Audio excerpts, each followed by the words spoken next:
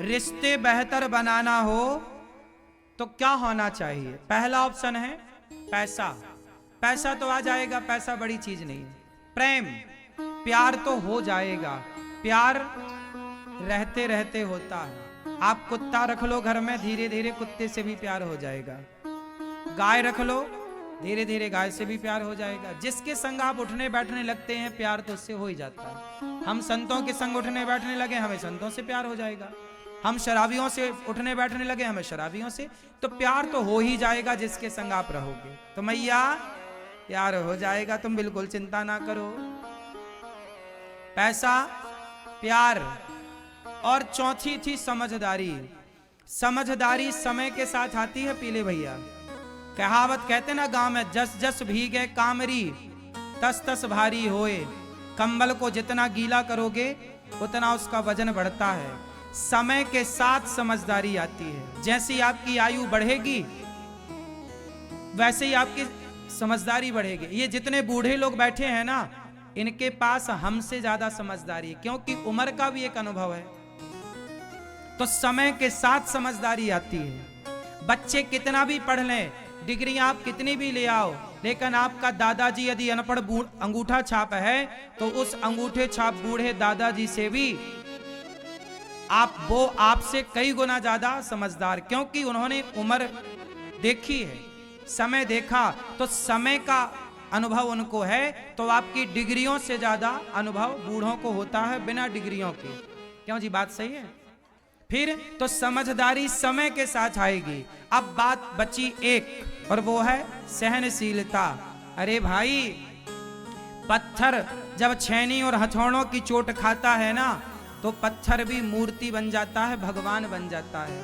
वो पत्थर छेनी हथौड़ों की चोट ना खाए, ना सहे हथौड़े की चोट, तो क्या कोई पत्थर पूजा जाएगा? जो पत्थर चोट खाकर टूट गया वो कंकड़ बन गया, और जो पत्थर चोट सह गया वो शंकर बन गया। तो आप रिश्तों को चलाने वाला व्यक्ति रिश्तों को वही चला पाएगा जिसके अंदर सहनशीलता होगी। इसलिए पत्नी कुछ कह दे तो सुन लो, पति कुछ कह दे सुन लो, सास कुछ कह दे। पहले लड़ाइयां नहीं होती थीं, क्योंकि पहले के लोग सहनशील थे। बहुएं सास की खूब सुन लेती थी, पलट के जवाब नहीं देती थी। आज की बहू 4 नहीं सुने, 2 नहीं सुने, मैं तेरे बाप का खाती हूं क्या, मेरे बाप ने इतना दिया है, क्यों सुनूं? तो पहले के लोग सुनते थे। पति डांटे तो पत्नी चुपचाप सुन। आज तो पत्नी चढ़ बैठती छाती में, बोलेगा टैटुआ दबाऊंगी। हाँ, आज सहनशीलता नहीं है। क्यों मेरी मां?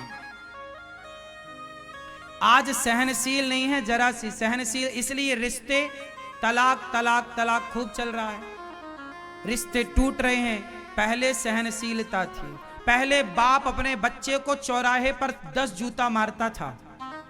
क्यों? पहले यदि बच्चा बीड़ी पीता पकड़ा गया तो बाप चौराहे पे ही पकड़ता था। वो ये नहीं देखता कि घर के अंदर के बाप पकड़ा, 4-10 जूता, जूता जूता ले ले ले। और क्या मजाल के बेटा पलट के एक जवाब दे दे। और आज के बेटे को जरा एक जूता मारो, वो तुम्हें मारने को तैयार है। क्यों जी? तो आज सहनशीलता की कमी है, इसलिए रिश्ते कच्चे हो गए। पहले सहनशील थे लोग तो रिश्ते पक्के थे, क्योंकि सहते थे। आज जहां सहनशीलता है वहां रिश्ते चलेंगे। इसलिए ब्याह करने के पहले सहनशील हो जाना। आपके अंदर सहनशीलता आ जाए तो विवाह करना, और सहनशीलता ना आए तो बिल्कुल ब्याह ना करना। मैया सहनशील हो, सास की पति की 2 बातें सुन लोगी तो ब्याह करना, वरना कुंवारे रहो मस्त। और छोरा, तुम्हें भी लुगाई की 2 बातें सुननी पड़ेंगी। 2 बातें सुन लेना तो ब्याह करना, नहीं सुन पाओ तो बिल्कुल ना जिंदगी तबाह करना अपनी। क्यों भैया, चश्मा वाले भैया, पत्नी सुनाती है कि नहीं आपकी? खूब सुनाती है। आप सुनते हो इसलिए चल रही है। और आपके बगल वाले भैया का क्या हाल है? मैया आप सुनाती हो इनको? अच्छा सुनाया करो, हम आपके साथ हैं। शादी की है तो सुनना तो पड़ेगा। तो ब्याह करने के पहले सहनशील हो जाना, पत्नी कुछ कहे सुन लेना, पत्नी को पलट के जवाब ना देना। पत्नियों को वैसे जवाब देने से कुछ होगा भी नहीं। शंकर जी समझा ना पाए माता सती को, तुम समझा पाओगे? इसलिए जो पत्नी कहे वो मान लो। रिश्ते चलाने हैं तो दो तुम कहो दो हम कहें, तुम सुनो हम सुने, रिश्ते चलेंगे। क्यों मेरी माँ?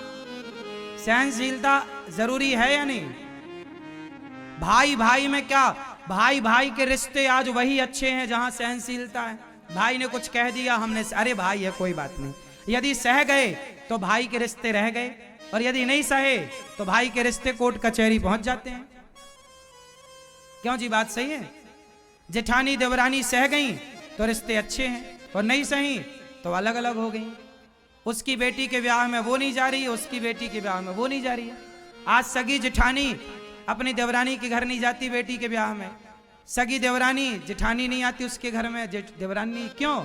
क्योंकि आप लोगों ने इतनी बड़ी डिग्रियां तो पाई। कहते हैं फैक्ट्री चलाना आसान है, बिजनेस चलाना, बिजनेस करना आसान है। भारत दुनिया का सबसे बड़ा आदमी है बिल गेट्स। दुनिया का सबसे बड़ा आदमी, मैया सुनो, दुनिया का सबसे बड़ा आदमी बिल गेट्स है।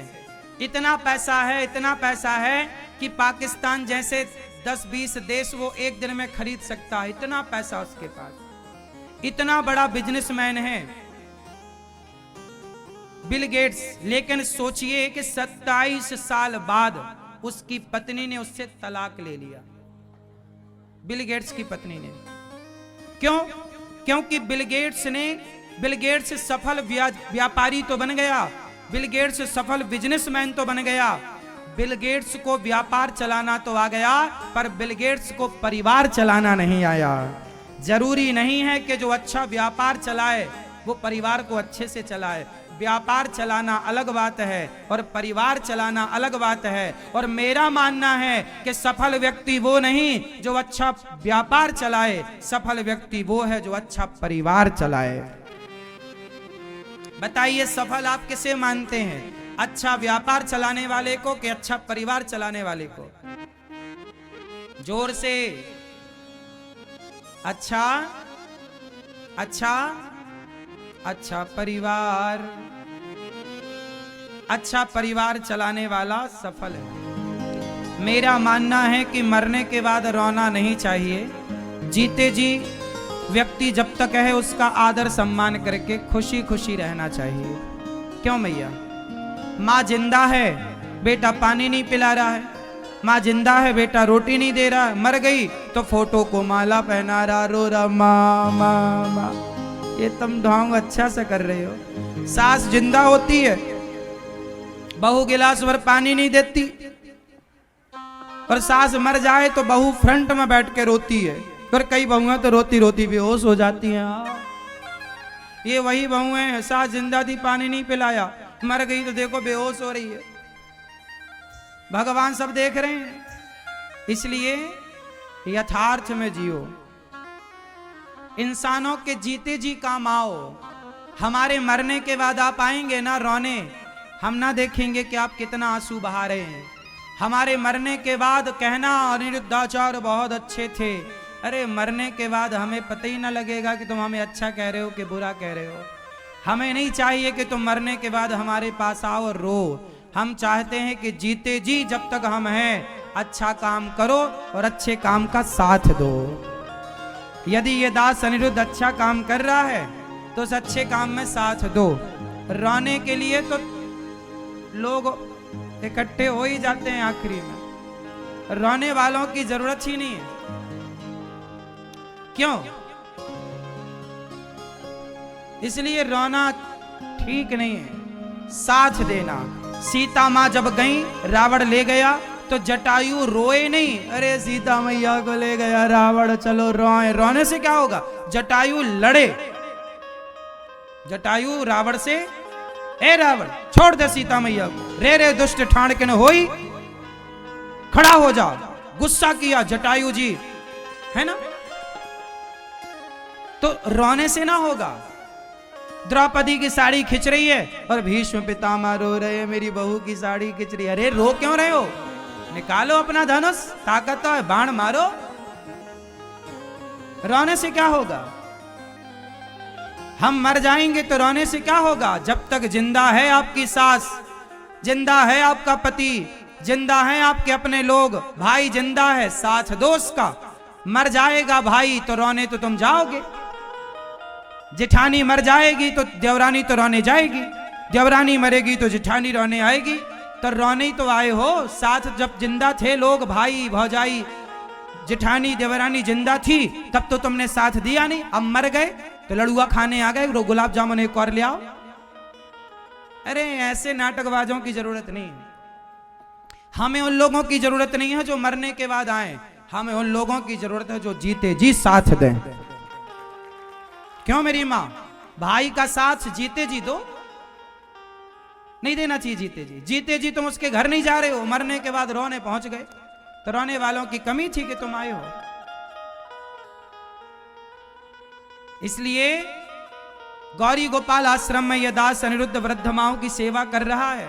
290 से अधिक माताएं वृद्धाश्रम में गौरी गोपाल में है, सबकी सेवा यह दास करता है। साथ देना है तो जीते जी साथ दो, उन वृद्ध माओं को रोटी दो, उन माओं को भोजन दो, उन माओं का साथ दो। जीते जी अपनी मां की सेवा करो कि घर से वृद्धाश्रम जाना ही ना पड़े अपनी मां को। साथ देना है तो जीते जी दो। गौरी गोपाल आश्रम में ये दास अनिरुद्ध सब माओं को गले लगाता। आप भी आओ कभी उन माओं को गले लगाने, आप भी आओ कभी उन माओं को रोटी बांटने के। आज हमारी तरफ से माओं को भोजन बांटा जाएगा, आज हमारी रोटी माएं खाएंगी। मरने के बाद तो दुखी का मैसेज सब छोड़ेंगे, फलाने मर गए, इसमें क्या रखा है? शांति शांति सब लिखेंगे, इसमें क्या है? जीते जी साथ देना सीखो। आज फुटपाथ पर सोती हैं माएं, उठा उठा के उन माओं के दास अनिरुद्ध लाता, गौरी गोपाल में रखता, उनकी आरती उतारता, उनकी पूजा करता। हमारे लिए हमने कोई माता जी का मंदिर नहीं बनाया, हमने तो असली की माता जी को मंदिर में रख के उनकी सेवा की। तुम माता जी 9 दिन के लिए लाते हो, हम तो फुटपाथ से जब तक उसकी सांस आखिरी है तब तक के लिए माता जी को लाते हैं और माता जी को रोटी देकर सेवा करते हैं, उनको पांव दबा के बेटा बन के प्रसन्नता देने की कोशिश करते हैं। यथार्थ में जीते हैं हम।